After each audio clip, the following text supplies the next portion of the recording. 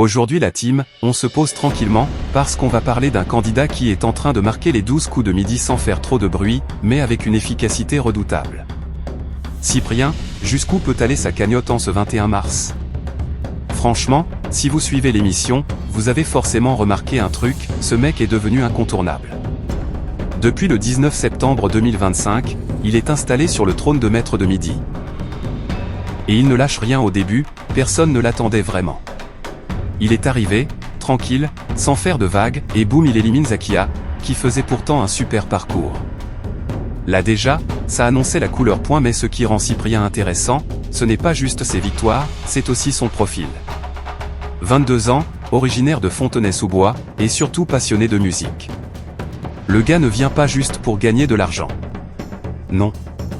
Lui, son rêve, c'est carrément de monter un opéra un jour.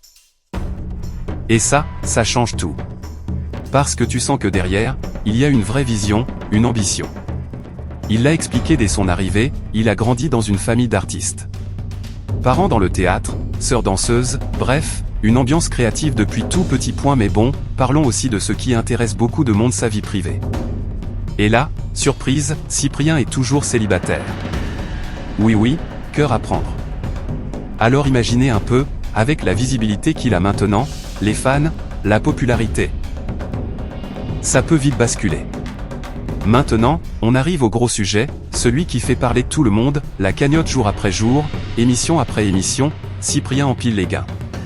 Et même si on ne balance pas forcément un chiffre précis à chaque fois, une chose est sûre.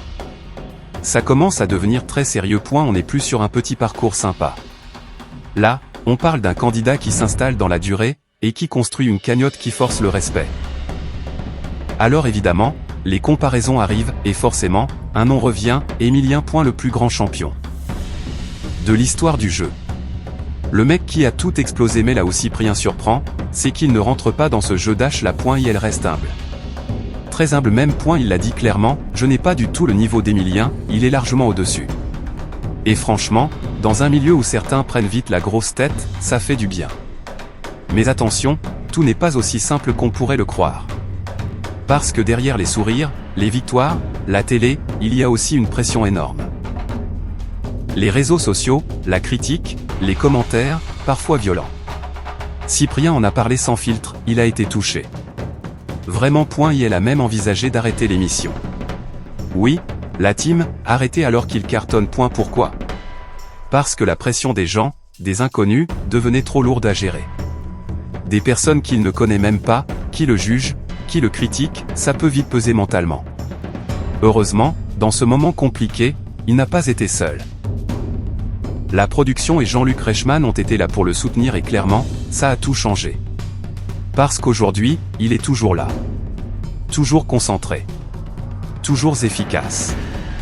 Toujours en train de faire grimper cette fameuse cagnotte. Et c'est là que la vraie question se pose, jusqu'où peut-il aller? Est-ce qu'il peut battre des records? Est-ce qu'il peut entrer dans l'histoire du jeu, ou est-ce que la pression finira par le rattraper? Franchement, difficile à dire. Mais une chose est sûre.